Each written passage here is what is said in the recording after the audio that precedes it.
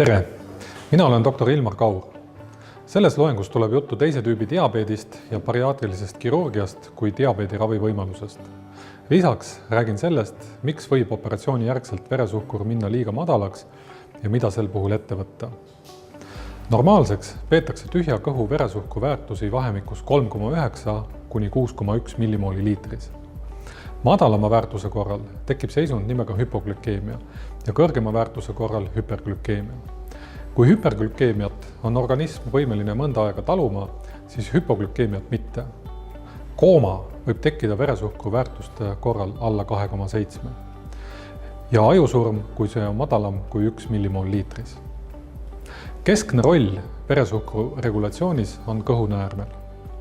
Hüperglükeemia viib insuliini vabanemisele ja veresuhkru langusena. Hüpoglükeemia stimuleerib glükagooni vabanemist ja veresuhkru tõusu. Diabeet on kroonilise hüperglükeemiaga kulgev seisund, mis tuleneb insuliini sekretsiooni ja või selle toime häirumisest. Viimase all peetakse silmas kudede resistentsust insuliini toimele. Juhtiv diabeedi vorm on teise tüübi diabeet, mis põhjustab kuni 95% diabeedi juhtudest. Hinnanguliselt on Eestis umbes 70 000 teise tüüpi diabeetikut. Ka rasvumise ja bariaatrilise kirurgia kontekstis räägitakse praktiliselt alati teise tüübi diabeedist. Teise tüübi diabeedi riskifaktorid tulenevad nii geenidest kui keskkonnast ja samuti käitumuslikest valikutest. Ning viimasel ajal räägitakse palju ka soolestiku mikrobiomi osast diabeedi kujunemises. Mõjutatavateks riskifaktoriteks on eeskätt vähene kehaline aktiivsus ja liigsete kalorite tarbimine, mis viib rasvumisele. Ehkki teise tüübi diabeedi kõige suurem riskifaktor on rasvumine, esineb seda haigust ka normkaalulistel isikutel.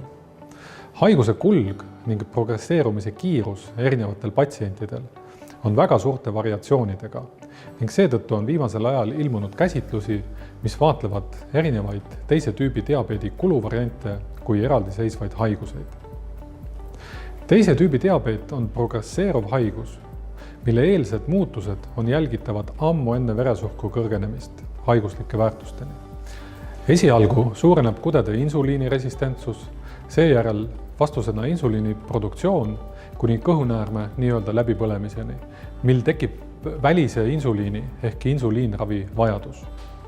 Teise tüübi diabeedi diagnoos põhineb eeskätt tühja kõhu ehk hommikuse veresuhkru või siis glükohemoglobiini väärtustel. Diabeet mõjutab terviseseisundit eeskätt oma kroonilise kulu ja tüsistuste läbi, milleks on peamiselt mikro- ja makrovaskulaarsed tüsistused, nagu nägemise kaotus, krooniline neerupuudulikkus, alajäsemete haavandid, südameinfarkt ja ajuinsult. Üle poole alajäseme amputatsioonidest teostatakse diabeedi tüsistuse tõttu. Teise tüübi diabeet lühendab eluiga 5–10 aastat. Diabeedi ravi võib vaadelda raviredelina, mille alumisel pulgal ja kõigi patsientide jaoks on eluviisi muutus teadlikuma toitumise ja rohkema liikumise näol. Kui see ei toimi, siis lisandub medikamentoosne ravi ning teatud juhtudel, nagu näiteks varases eas diagnoositud ja kiiresti progresseeruv haigus, vajavad patsiendid kirurgilist ravi bariaatrilise kirurgia näol. Parim otsus patsiendi jaoks sünnib tavaliselt patsiendi, endokrinoloogi ja kirurgi koostöös.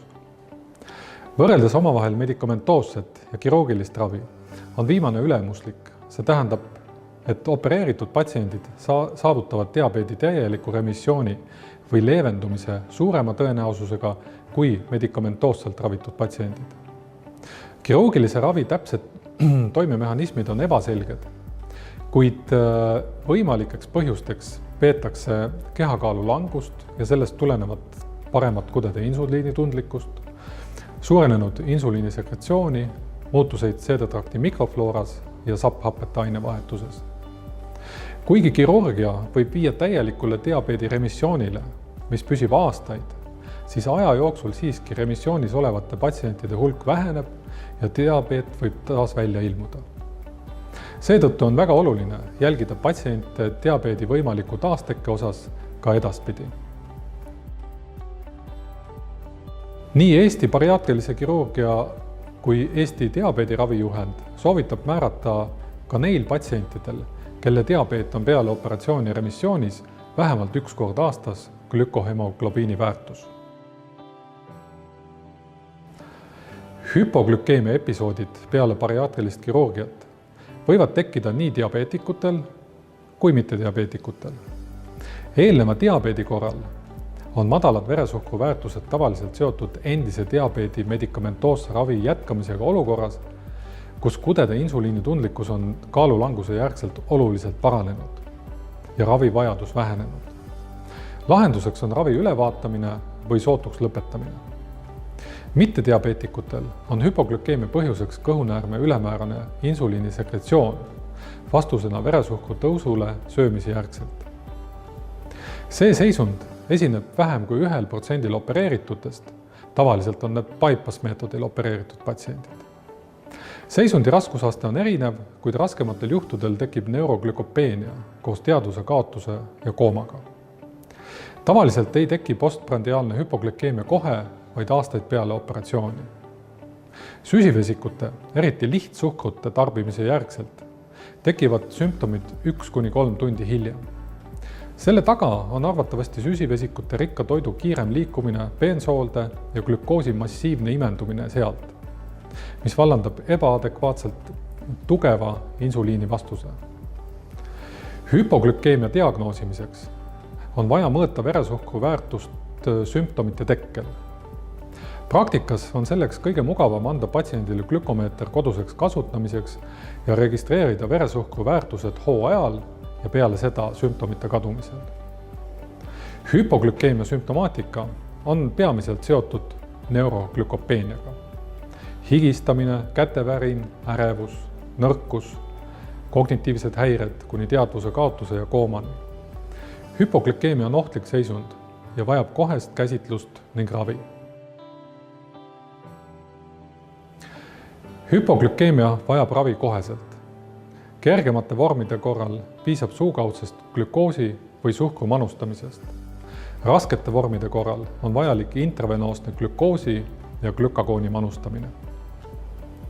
Sümptomite ärahoidmiseks soovitakse redutseerida süsivesikute tarbimist ja tarbida madala glükeemilise koormusega süsivesikuid.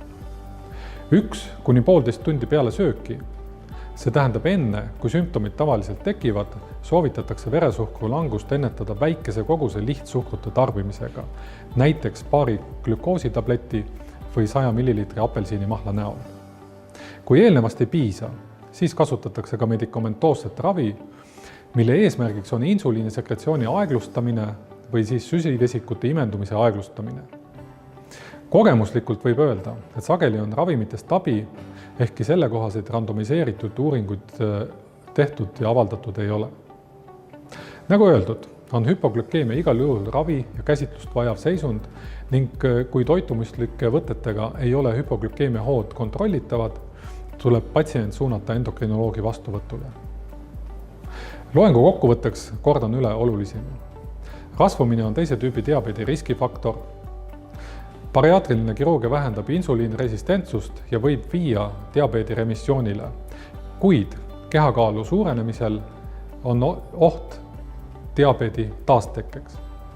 Hüpoglükeemia võib olla nii seotud diabeedi ravi kui bariaatrilise operatsiooniga. Hüpoglükeemia on ohtlik ja ebamugav, nüüd ja kohe. Hüpoglükeemia esinemisel on vajalik kohene ravi, toitumise ja raviskeemi ülevaatamine.